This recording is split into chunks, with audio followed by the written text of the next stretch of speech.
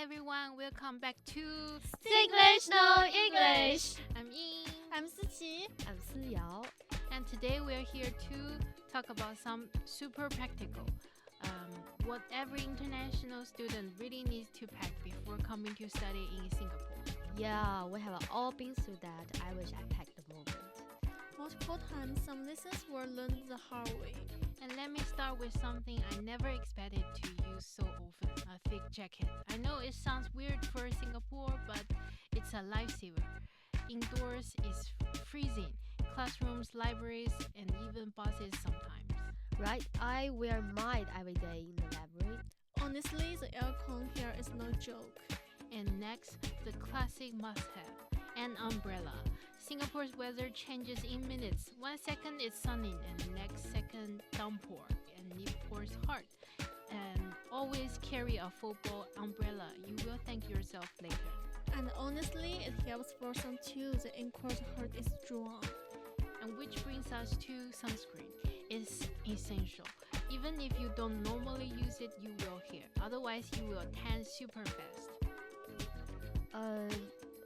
I forgot to use sunscreen for a week. Come back too shit dark. My mom was like, "Who are you?" True, cloudy doesn't mean safe. UV still goes hard here. And another one people overlook, medications. In Singapore, even antibiotics require a doctor's appointment, so it's time consuming and expensive. I packed painkillers, cool medicine, and the stomach meds. Brought enough for a semester. Same. I even picked some Chinese herbal stuff. It is so much easier to have your own backup. And one more super useful item, a small electric cooker. If you're renting, it's perfect for late night noodles or even dumplings. Oh yes, sometimes you just want to something simple and warm. I use the ovens every other night. I even made mini hot pot in mine. Way better than overpriced takeouts every day. So here's the list. A thick jacket, umbrella, sunscreen, essential meds, and a small cooker. Sounds simple but makes a big difference. I feel like this episode shouldn't have been titled Things I Wish I Packed. Yeah, maybe we will save that for part 2. Can't wait. Next episode, what not to do. No, what not to bring. Oh yes, stay tuned for that one and see out what about you? Alright, my turn. When I first come to Singapore, I soon anxious that I picked stuff purely by quality, not logic. I bought a lot portable electric fan, thinking it would be my lifesaver. Well, guess what? Epic fail. Singapore is just way too hot. The fan ended up blowing nothing but not air at my face. Eventually, it got demoted to my official noodle clawing fan out of my home. Hold on, so you turned your fan into a noodle cooler?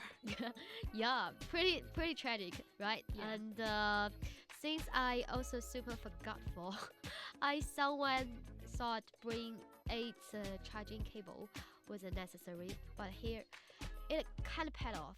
I used the 4 and keep other 4 as a backup. You know, just in class, I somehow managed to distribute them. But seriously, what's with the 10 screen protectors who pack that many?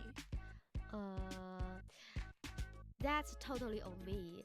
My phone basically live on the floor. I dropped it way too often. I was terrified I wouldn't match the screen and I wouldn't be able to get the fixed board. So I panicked and packed 10 protector.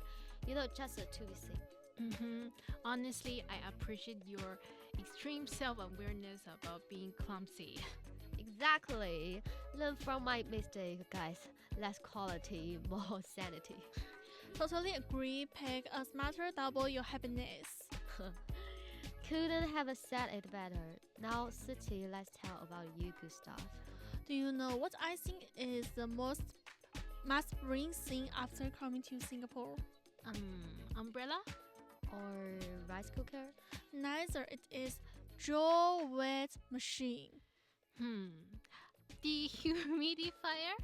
Yes, Singapore is really tricky. The clothes are always damp every day and the room is extremely stuffy, so I keep the air conditioner to dehumidify, and as a result, the electricity bill has soared to 20 200 205 Singapore dollars. My roommate and I are both stupid.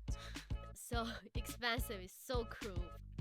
Later, during the midterm vacation when I returned to China, I resolutely bought a small dehumidifier and brought it back. The result was surprisingly good. Even though 500 milliliters of water could be extracted even when people are not in the room. It can operate automatically to absorb the moisture in the air, and there's no good to keep the air conditioner on all day. So, top one good thing for studying in Singapore is the humidifier. And today we are inviting our special guest, our friend from Thailand, and now let her talk about her life in Singapore. Welcome, Sant. Thank you. Thank you for having me. Hi guys, I'm Sent and nice to meet you all. As someone from Thailand who living abroad, I have noticed that many things aren't as different as I expected. For example, the general lifestyle and city life, it can feel like quite similar in Thailand and Singapore. Yeah, city web are surprisingly similar, right? Yes. But if I had to point out a real difference, I would say it's the people. In Thailand, people tend to be more like laid back, chill, and not too formal. But here in Singapore, it's quite different. I feel like something is more fast paced and people is more, it's like more private than in Thailand. So that's why I feel. But disclaimer, like it just based on my experience, But I feel that too when I first got here. right? And for maybe like about the food, Thai food isn't hard to find here, luckily. But if I have to say, it is like usually more expensive like than way back in my home. And while some places really get the flavors right, some might feel a bit off. That hit home. Some places really try, but it's not the same. Yeah, and still, I have come like across a few spots that serve really delicious food, and it always makes me feel a bit closer to home. Like even though Thailand and Singapore are 2 hours apart by plane. Ah, food really is a comfort when you are away from home. Yeah, right. And also, another one is I feel is weather. Well, that's been another adjustment, like quite big adjustment for me actually. I live in Singapore now, and honestly, the weather is quite similar to Thailand. It is like hot and humid, Yeah. and most of the time, like totally, Yeah, tell me about it. I never stop sweating. right? But like the one big difference is the rain. Even though Thailand is also rain, but it's not as often as Singapore. And also because I have an allergies, rainy days can be a bit uncomfortable for me. It's a small thing, but over time it does affect your routine, The rain always ruins my plans. right? I think like many people can feel the same as me. Yeah. So whether it is the food or the weather or the way people behave, these little differences really shape your experience living abroad. But all in all, I have to say I really appreciate living here in Singapore. The environment is clean, well organized, and it feels very safe. One of the things I admire the most is the public transportation system. It is incredibly efficient and easy to use, which makes daily life so much more convenient. Totally, we feel you. Yeah, and thank you for sharing all of that. It really resonated with us too. Thank you again for having me. It's an honor. Thank you for Thank coming. you. And I believe an international student from any country probably share a similar experience. For those, we have listened to our first episode. If you have gone through something like this, don't worry. Almost every international student has received fraud. Remember, the Singapore government and the banks will not call you to transfer money or will they ask you to deal with any fine immediately. It is recommended that everyone download an official app called Scam Sheet. It can automatically block fraudulent calls and text message for you. It is super practical. Don't answer calls that you don't know. If you really encounter a problem, clamp down first and verify its so official channels. And always remember, take your phone with you. Yeah, so in this episode, we shared some must have items for studying in Singapore. And do you guys have any recommendations? Share them in the comments below.